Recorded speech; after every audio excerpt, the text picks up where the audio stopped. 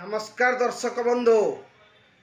BJD शोचनीय पराजय नुआपड़ारे हो जाइछि एवं नुआपड़ारे पराजय पाई एबे केही काहाकू दायी करि पारुनाहांती।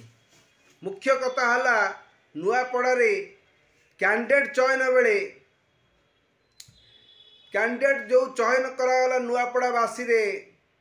नुआपड़ावासी मनोज मिश्र जी कि वरिष्ठ नेता थिले नुआपड़ार बासी से तांकु चयन करागलानी एथिपाई पांडियान दायी।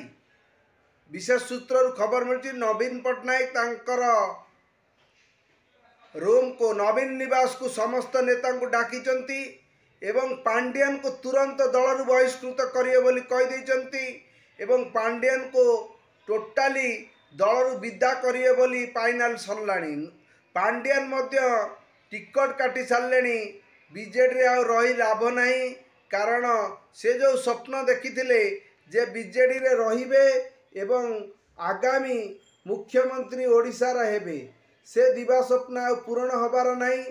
आउ गोटे लोकंक भितर जो आगुरु नवीन क्रेज थिला लोक कहउथिले नवीन हाथ हलेई देले भोट गुरा गदा हो जिवो। सेथिपाई पांडियान नवीन न चाहुथिले मध्य दी थर नुआपड़ा ग्रस्त कले दी थर नुआपड़ा ग्रस्त कले। जड़े वृद्ध लोक वयस्क लोक तांकर इच्छा नहीं जबरदस्ती तांको करागला दी थर कले एवं हाथ मध्य हलेइले भोट भिक्षा कले एवं विषय उगाड़िले बीजेपी प्रति कहले जे प्रथमे मो कैंडिडेट को चोरी कल तापरे आम दलर समस्त कैंडिडेट को लेकिन बीजेपी आमको हरैल तापरे भोट टैंपरिंग कल एमिति विभिन्न कथा से कहले जे कि नवीन पट्टनायक केबे भी कही नाहंती काहाकू, किंतु सब प्रकार कहले नवीन एगिना जो क्रेज थिला नवीन कर एवं लोक मानक भितर गोटे भ्रांत धारणा भी सृष्टि होइतिला। आमको भी गोटे धारणा आइला जे नवीन पट्टनायक जेतेबेले आसुचंती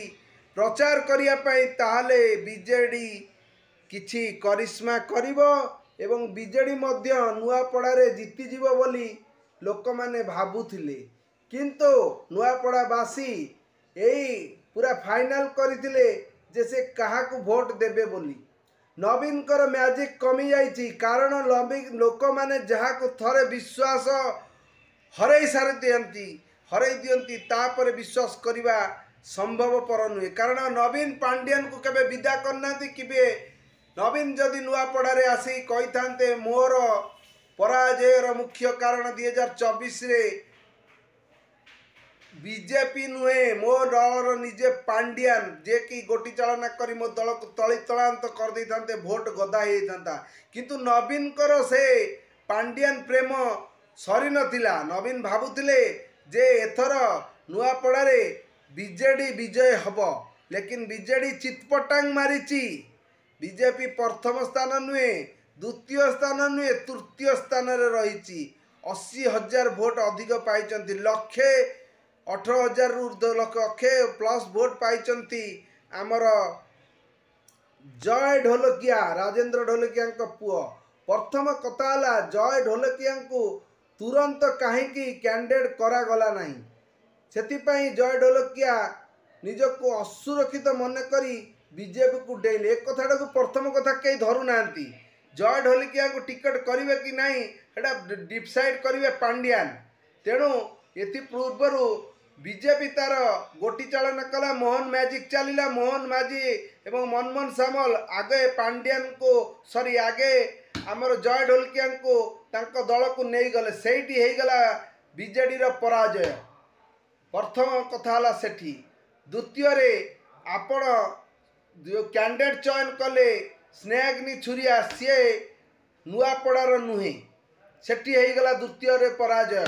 तृतीय कारण हला जो एथर बीजेडी नेता माने भाबिथिले बीजेडी रो तो सबु छामुआ नेता सेठी थिले, सेठी छामुआ नेता थिले एवं प्रचार मध्य करथिले बीजेडी पाई।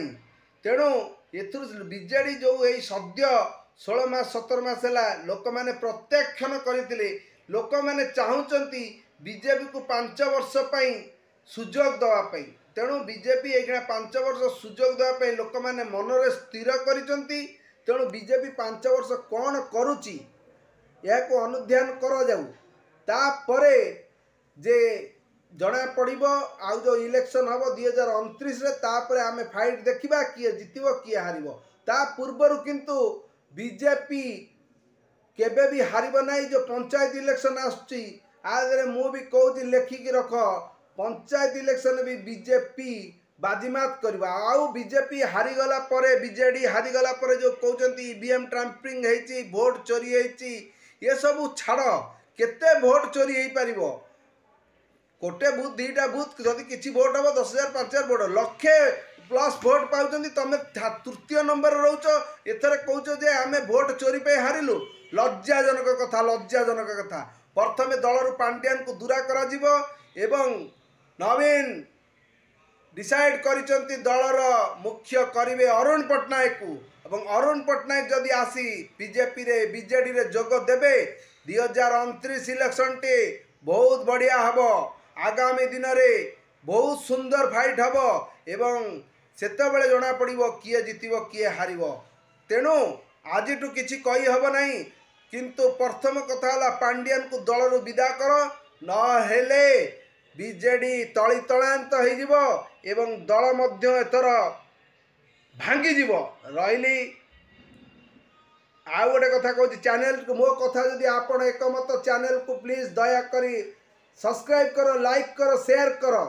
ରହିଲି। ଜୟ ଜଗନ୍ନାଥ।